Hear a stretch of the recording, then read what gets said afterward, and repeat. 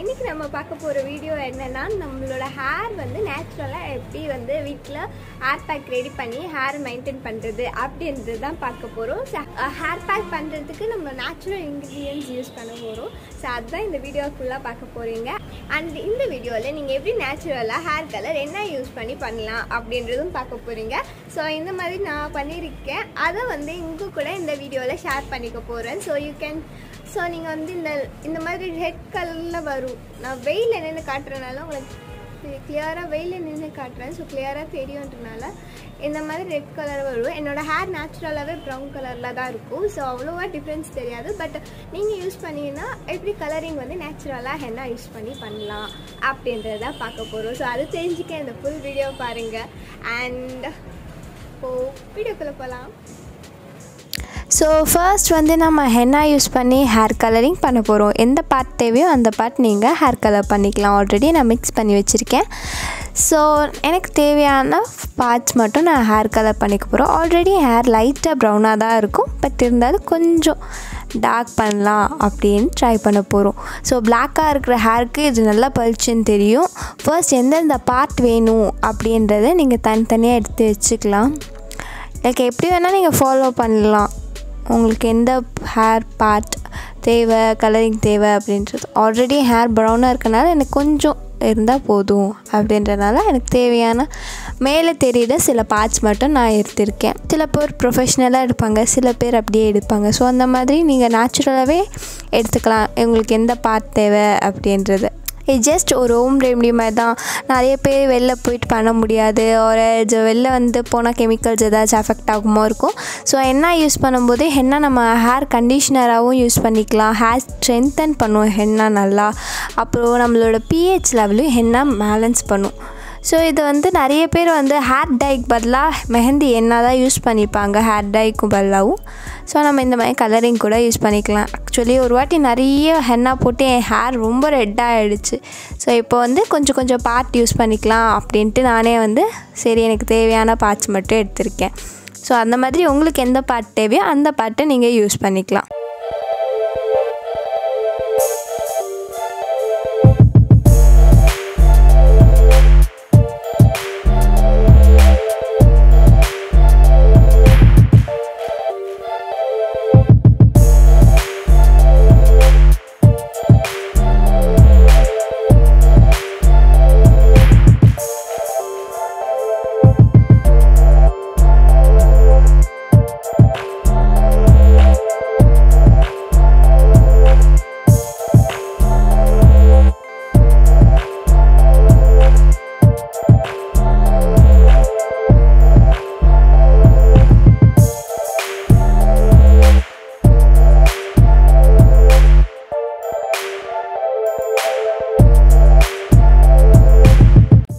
So நம்ம கலந்து வச்சுருக்க ஹென்னா வந்து நம்ம மடித்து வச்சுருக்க ஹேருக்கு நம்ம கலர் பண்ண போகிறோம் before hair pack.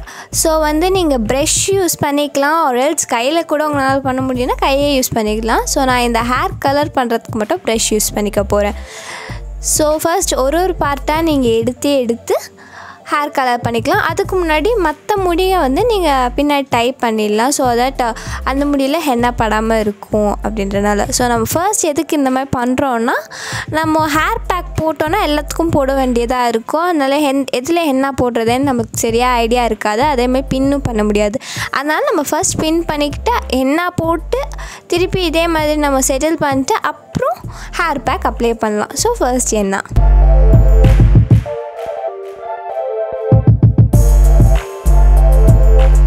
So mehndi நீங்கள் எப்படி தண்ணி யூஸ் பண்ணி கலந்துக்கிங்களா, உங்களுக்கு எவ்வளோ அளவு தேவையோ அவ்வளோ அளவு போட்டுக்கோங்க. ஃபஸ்ட்டு கம்மியாக போட்டுக்கோங்க. அப்புறம் தேவையானா கூட நீங்கள் ஜாயின் பண்ணிக்கலாம். ஸோ நான் வந்து 2 ஸ்பூன்ஸ் ஃபஸ்ட்டு போட்டு மிக்ஸ் பண்ணிக்கிறேன். வாட்டரில் மிக்ஸ் பண்ணலாம், இல்லாட்டி ரைஸ் வாட்டர் நான் இப்போ சொல்லியிருந்தேன் இல்லை. ஸோ ரைஸ் வாட்டரை நீங்கள் இதுக்கு பதிலாக யூஸ் பண்ணிக்கலாம். நல்லா மிக்ஸ் பண்ணிக்கோங்க. லைக் ரொம்ப லிக்விடாகவும் இருக்கக்கூடாது, அதே மாதிரி ரொம்ப திக்காகவும் இருக்கக்கூடாது. லைக் மீடியம் டெக்ஸ்சரில் இருக்கிற மாதிரி பார்த்துக்கோங்க.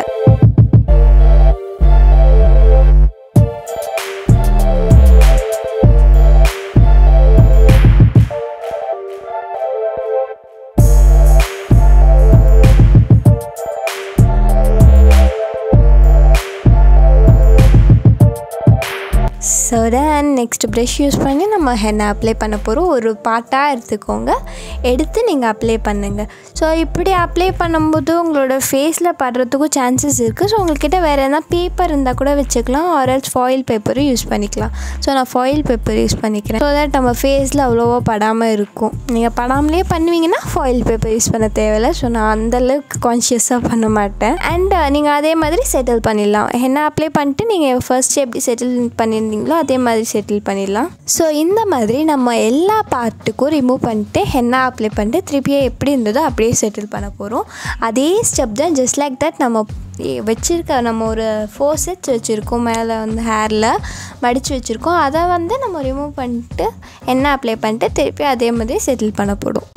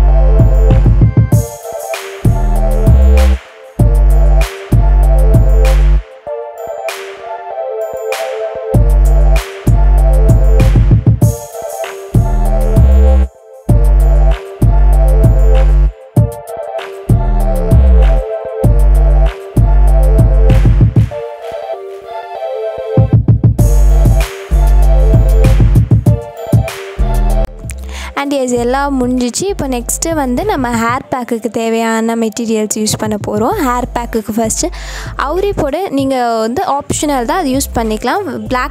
ஒயிட் ஹேரை வந்து அவுரி பொடி குறைக்கும். நான் யூஸ் பண்ண போகிறது ஃபஸ்ட்டு வந்து நெல்லிக்காய் வந்து கிரே ஹேரை கண்ட்ரோல் பண்ணும், குறைக்கும். அப்புறம் வந்து டேண்ட்ரஃப் கண்ட்ரோல் பண்ணும், நம்மளோட முடியோட வால்யூமை இன்க்ரீஸ் பண்ணும் நெல்லிக்காய் பொடி.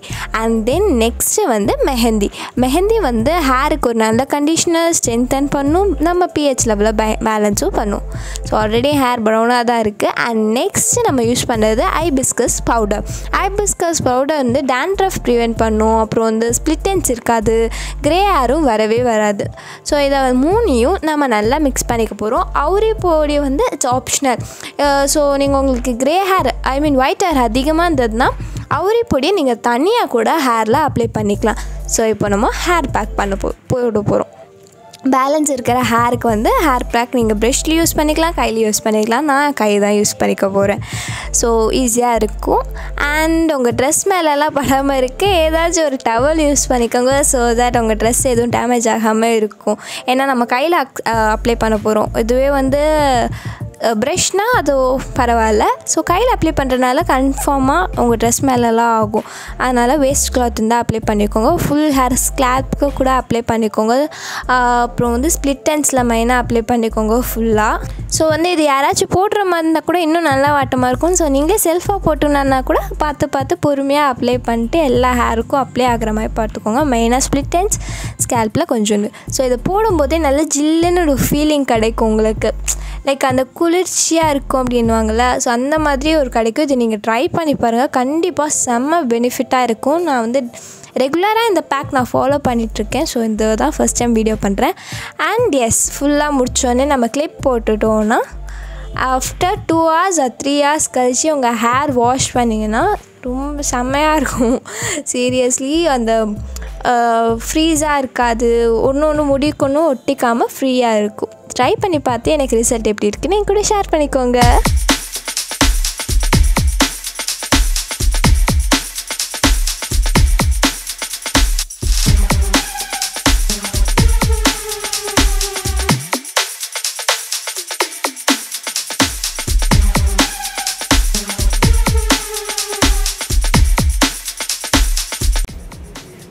இந்த வீடியோ உங்களுக்கு பிடிச்சிருக்கு அப்படின்றது.